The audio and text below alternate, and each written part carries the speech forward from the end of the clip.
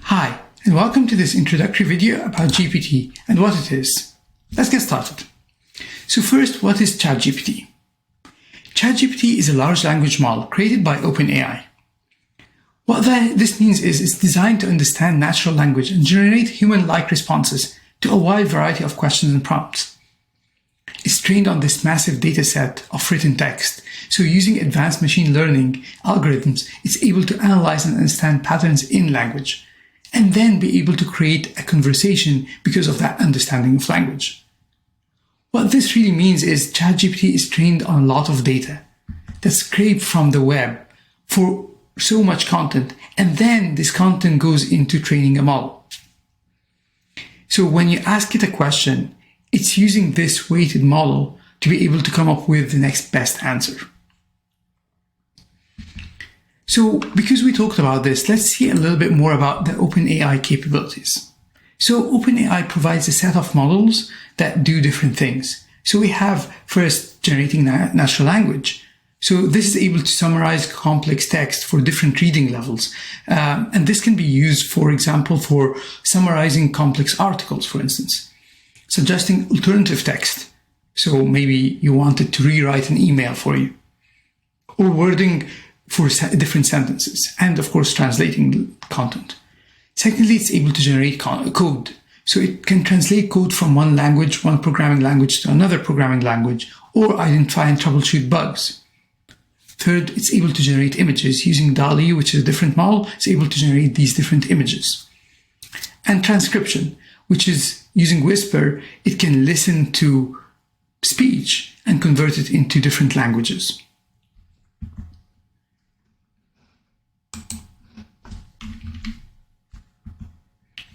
And OpenAI has so many more models for things like classification, having a conversation like ChatGPT, training other models or training your own model, semantic search through embedding, generating images, transcribing, generating music, generating 3D models. And there are other models that have been created by other companies, not OpenAI. So what are models? Let's take them one step back and try to understand what models are. And the way I like to think of them are a bit like human beings, because they are artificial intelligence. First, I'm going to show you a couple of these people. Codex, DALL-E, DaVinci, and GPT-3. So Codex is a developer. Think of Codex as a developer who knows how to correct code or write code, but it cannot create new algorithms. It can't come up with new ones. It's just using what it has learned in the past by scraping a lot of code that other people have written. DALL-E is a guy who loves drawing. He loves painting, he loves drawing, and the way he draws is based on what he's seen as imagery from the past, from, again, looking at a lot of images. It's able to generate images that look similar to these or mimic the same patterns in these images. Third, DaVinci. She's really good at understanding and following instructions in language. And what DaVinci can do is follow specific instructions or break down a specific content into instructions. And then we have GPT-3. I like to think of GPT-3 as like a teacher who knows language really well and has dabbled a bit in programming, but he has a little bit of a problem. He never says, I don't know. He always comes up with a solution, even if it's not correct. And then we have GPT-4, the latest and greatest model from OpenAI.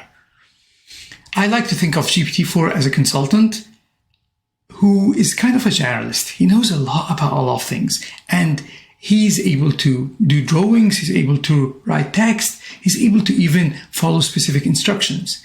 However, he's quite expensive to hire. That's one. Two, his last learning was in September 2021, so he doesn't know anything that has happened after September 2021. And three, he also has this tendency to make up things if he doesn't know the answer. So what makes OpenAI so powerful, or these models so powerful ultimately, if they do sometimes come up with wrong information? Well, they're good at specific things, like summarizing text, for instance. So if you give it a large article, for instance, it can summarize it into a short blurb. Two, it can classify text, like what genre a book is generating names and phrases, is generally very good at generating content. So things like creating a tagline for a flower company. But again, it's not meant to replace actual authors or actual content creators. It's meant to be a way to help them. So instead of creating the full article for you, it can create or brainstorm outline for that article with you. Translation. It can translate from one language to another. Answering questions. Again, we talked about that it can hallucinate, or it can come up with wrong answers and make up its own answers and make it look quite real. But at the end of the day, with integrating it with other capabilities, it can become very helpful in answering questions. And we're going to talk about this in more details later. And finally, suggesting content, like give me the 5 best wedding songs. It's not going to come up with a song after 2021, but it can suggest older songs. Okay, so what makes it so powerful? Generally speaking, any large language model is a function of 3 things: the model parameters, the size of the dataset, and total amount of compute available. And we're going to learn what these mean.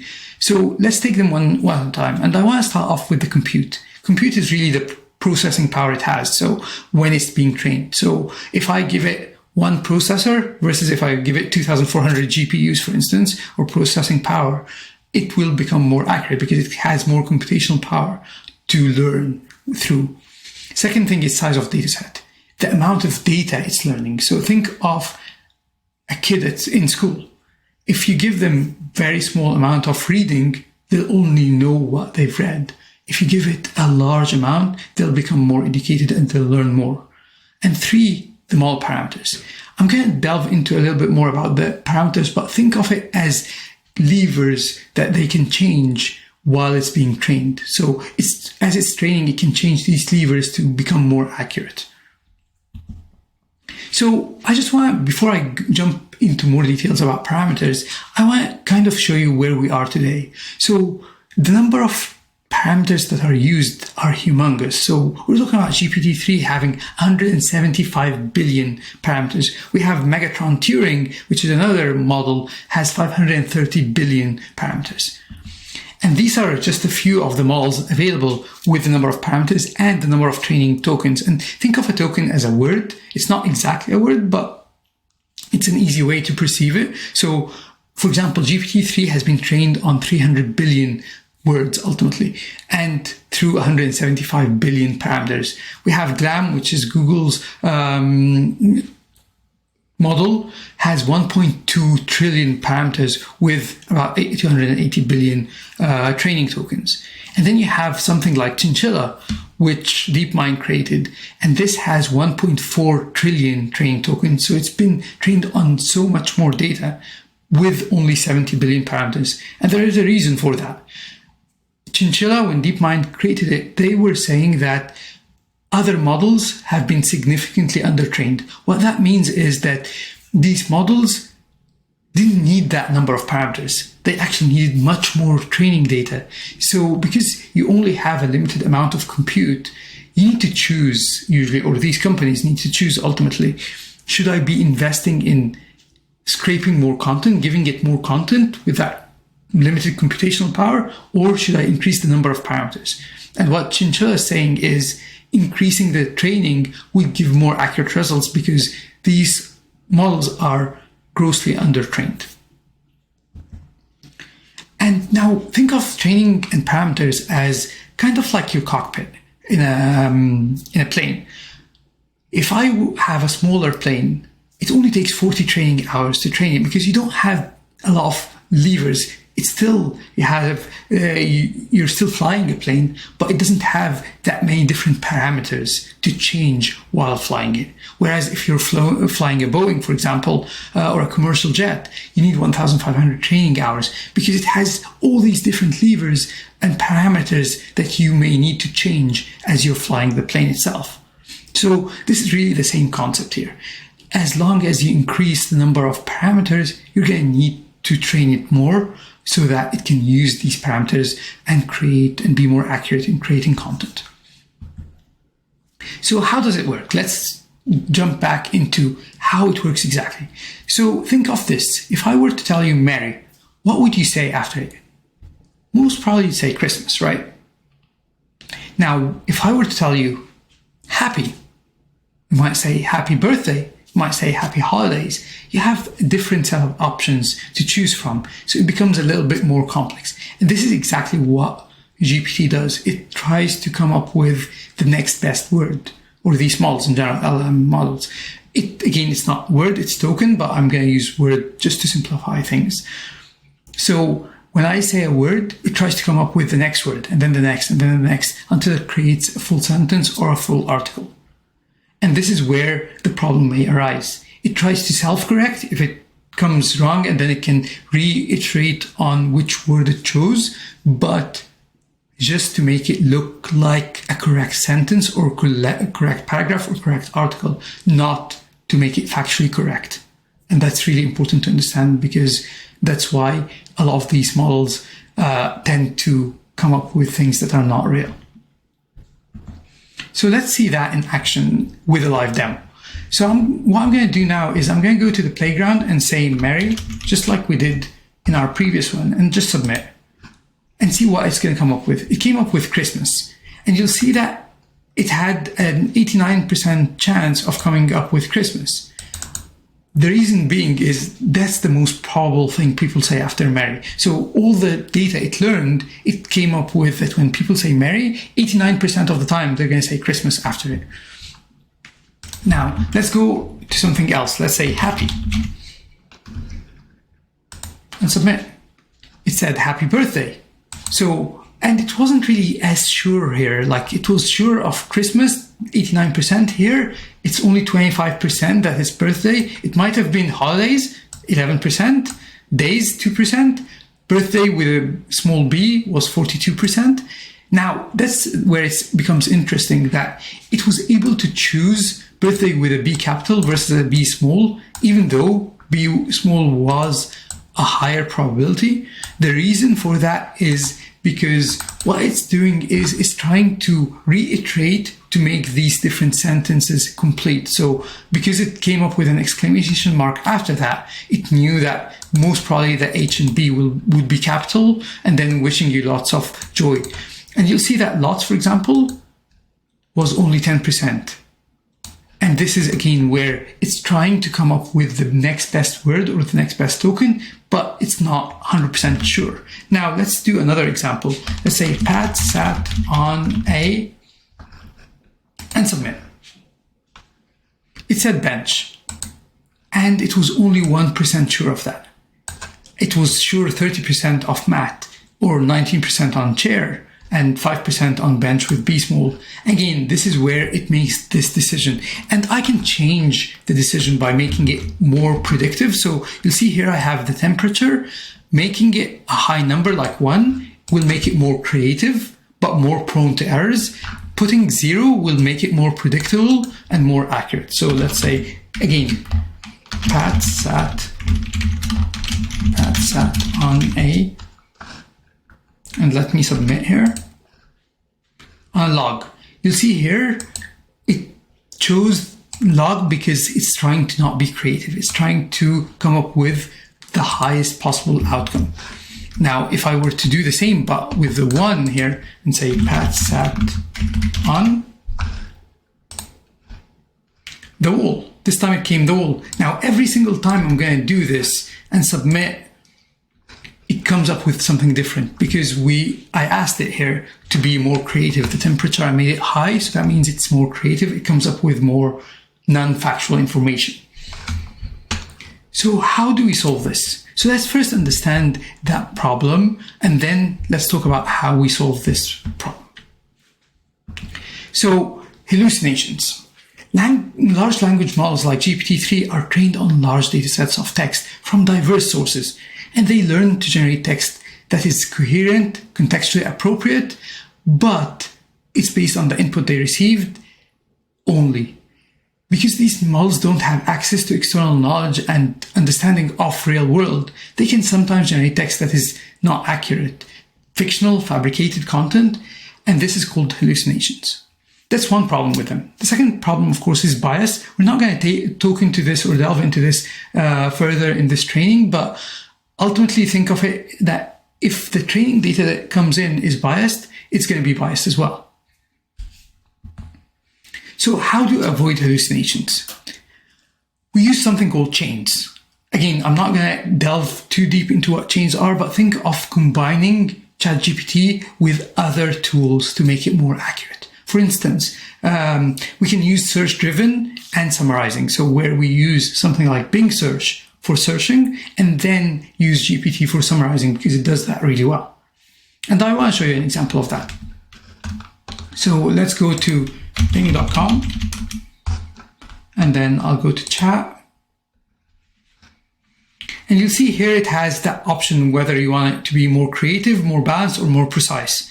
I'll choose more precise and I'll just use an example from the examples they have here. So what are the pros and cons of the top 3 selling pet vacuums? What it's doing here is it's searching the web for the answer first. So it's not going and coming up with a solution based on GPT. It's actually going and searching the web for multiple reasons. One, the top selling vacuum in 2021 is probably not the same as today. 2, it's because it wants to give you verified sources. What that means is you'll see here that here are some pros and cons of the top 3 selling pet vacuums. It tells you each one of them with pros and cons, and it tells you what sources it used to get that information. Let's ask it something else. What are the problems with large language models? Again, it's going to go and search the web first and then summarize the answers so that instead of you having to look across 15 or 18 different sources, it's already done that and summarized for you. Now, if you want to dig deeper in something, you can use these sources as a way to understand more.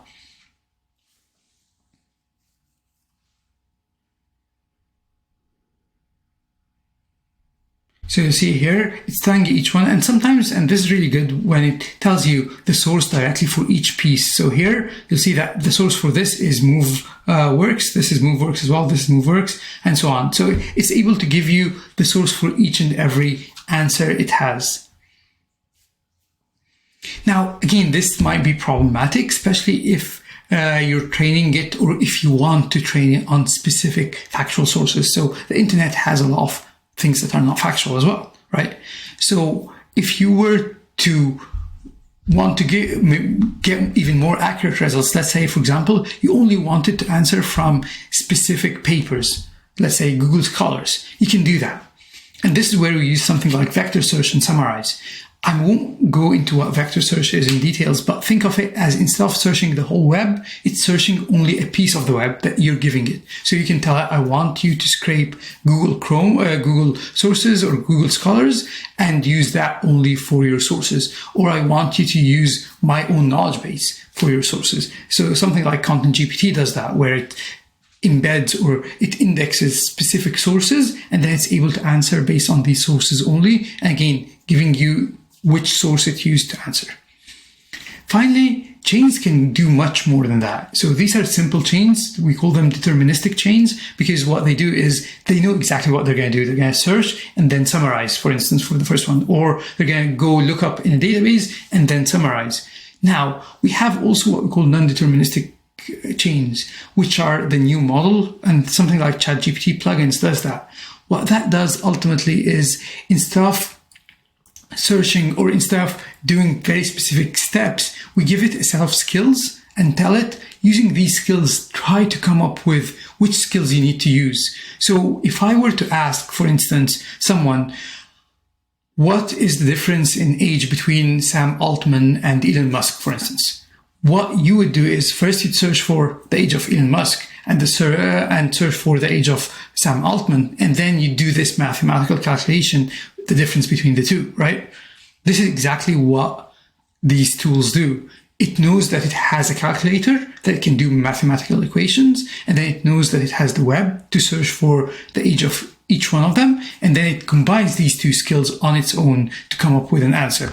I'll show you a quick demo of what that means. So this is the demo that OpenAI did for ChatGPT plugins. And here you'll see they're using Wolfram Alpha, OpenTable, Instacart as skills. And then they're going to ask it that they want to eat vegan vegan food and they want that in San Francisco, they want to eat one day in a restaurant and the other day they want to cook something up. So they need to do that. And what it's going to do is it's going to use these skills it has now at hand to do that. So it knows that using OpenTable, it can book a restaurant. So it uses OpenTable to find this great vegan restaurant and gives you that option.